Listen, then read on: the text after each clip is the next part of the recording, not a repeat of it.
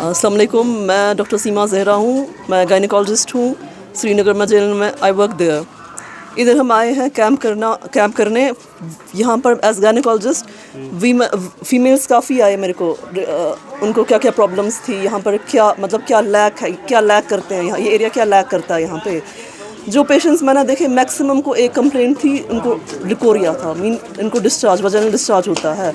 Mainly उसका reason होता है अनहाइजीन। हाइजीन उसका जो मेन हाइजीन यहाँ पर प्रॉपर नहीं होता है। They don't use sanitary pads. इस टाइम पे भी दे यूज़ वो क्लॉथ वगैरह यूज़ करते हैं, जिसकी वजह से इनको मतलब 80% पेशेंट्स मुझे यही कंप्लेन करके आए। छोटी लड़कियाँ, बड़ी वुमेन, सबको यही कंप्लेंट है। दूसरा, यहाँ पर पानी उतना साफ़ नहीं होता है। जो पेशेंट यूज़ भी करते हैं पैड्स, उनको यहाँ पर कहते हैं पानी हमें साफ़ नहीं होता है। मेन मसला यहाँ पर यही, अगर पानी साफ़ हो, इनको थोड़ा अवेयरनेस हो कि आपको पैड यूज़ करने हैं, कपड़ा नहीं यूज़ करना है, उससे आगे जाके जो यंग गर्ल्स को बहुत प्रॉब्लम्स उनको कम हो जाएंगी। और ऑलरेडी जो एल्डरली हैं या बड़ी मतलब मिडिल एज वीमेन हैं, उनको भी यही प्रॉब्लम है, सबको यही प्रॉब्लम है यहाँ पे मैक्सिमम। दूसरी प्रॉब्लम यहाँ पर और डाइट अनीमिया है। दूसरा यहाँ पर जो हमने देखा प्रेगनेंट पेशेंट्स अनीमिक है, उनको भी यही प्रॉब्लम, मतलब उनको डाइटरी का ये पता नहीं है क्या डाइट खाना है, हमें आयरन रिच डाइट कौन सा है, प्रेगनेंसी में क्या खाना है। वो मैंने यहाँ पे पेशेंट्स को देखा, वो प्रॉब्लम है। यही दो मेन प्रॉब्लम्स है जो यहाँ पर हैं आजकल। पेशेंट्स को जो मतलब जिससे सैनिटरी पैड्स है उसका प्राइस काफ़ी कम हुआ है, दे कैन अफोर्ड इट, उतना महंगा नहीं है। मतलब उनको पता ही नहीं है कि मतलब हमें ये यूज़ करना कि इससे हमें क्या प्रॉब्लम, मतलब काफ़ी प्रॉब्लम सॉल्व हो सकती है। काफ़ी पेशेंट्स को बोला तो उन्होंने कहा कि आइंदा हम यही यूज़ करेंगे। ये फर्स्ट स्टेप है जो हम यहाँ आए, मतलब अगर पेशेंट्स को एक प्रॉब्लम उनकी कम से कम सॉल्व हो जाएगी अगर साफ़ पानी यूज़ करेंगे, सैनिटरी पैड्स यूज़ करेंगे या हेल्दी डाइट वगैरह खाएंगे, उससे इनका काफ़ी मतलब अगर रिपीटेडली आया करेंगे, काफ़ी हद तक इनको ये प्रॉब्लम सॉल्व हो जाएगी।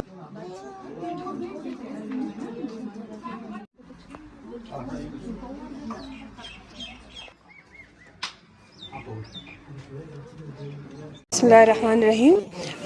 हमने सबसे पहले जब यहाँ जो पेशेंट हमने देखे लिक्यूरिया करके ज़्यादा आए है, और ख़ुद भी जब मैंने एग्ज़ामिन किया, जहाँ पे मैंने यहाँ पे ये वॉशरूम सेटअप देखा, मैंने देखा कि यहीं से सारा जो हेल्थ है वो वहीं से स्टार्ट होता है।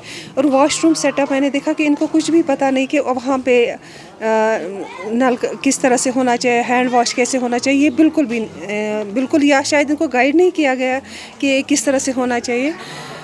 इसी यहाँ से अगर हमें ये पता चले कि हैंड वॉश से अगर हम हाथ वॉशरूम में जब हम गए, अगर वहाँ से हमने अच्छे से हाथ नहीं धोया, साबुन से नहीं धोया, इतनी सारी बीमारी हम कैरी करते हैं। जैसे हमारे हेपेटाइटिस, मैंने देखा कि कश्मीर में सबसे ज़्यादा बीमारी जो है, जिसे डेथ भी लास्ट में ये होती है, हेपेटाइटिस लास्ट में ये चेंज होकर सिरोसिस और कैंसर में भी। और ये मैंने देखा कि ये शायद अवेयरनेस नहीं है, इसमें ज़्यादा इन्वेस्ट भी नहीं करना है। अगर ये हमें पता चले कि अगर वॉशरूम को प्रॉपर बना ले, उसके लिए नल का अलग से वहाँ पे सूप, सिर्फ हमें हाथ धोना है, बहुत सारी बीमारियों से हम बिल्कुल छुटकारा पा सकते हैं। यहाँ पे जितने भी पेशेंट मैंने देखे वो सारे पेल, यंग फीमेल्स और बहुत पेल, और उनको लग रहा था कि हीमोग्लोबिन बहुत कम होगा।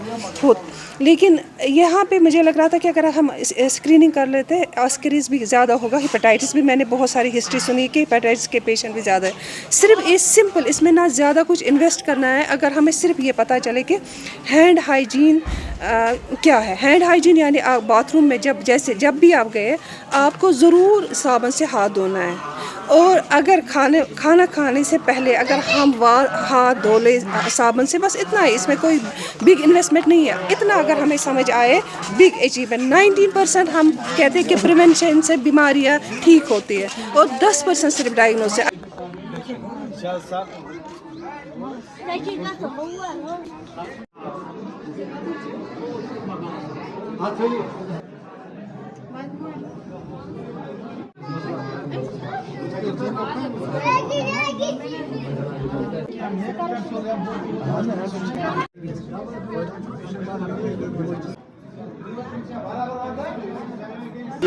फोकस है वो प्राइमरी केयर पर। हम यहाँ से डाटा कलेक्ट करके सब पेशेंट्स को देख के, सारी स्पेशलिटीज़ को देख के, उसके बाद एनालाइज करके फिर उनको ट्रीटमेंट को होगी। और हमारे ज़्यादा फोकस प्रिवेंटिव मेडिसिन है, जहाँ बच्चों के हेल्थ के बहुत प्रॉब्लम है, वीमेन हेल्थ की बहुत प्रॉब्लम है, एनीमिया, मेल न्यूट्रिशन, ये सब चीज़ें देख के हम इस पर एक पूरा कंप्रेहेंसिव प्लान करके इस एरिया को वो उसमें हेल्प करने के लिए हमने ये किया। इससे पहले भी ये हमारा पहला कैंप है इसमें, और भी हमारे प्रोग्राम है कि ऐसे ही कैंप दूसरी जगह भी हो जाए। नॉर्मली ये होता है कि जब उनको पेशेंट्स को डॉक्टर के पास जाना होता है, हमारा ये अप्रोच है कि जब हम खुद ही आके पेशेंट्स के पास आके उनकी जो जनरल कंडीशन है, बाकी चीज़ें सब देख के उनकी हेल्प करने की कोशिश करें।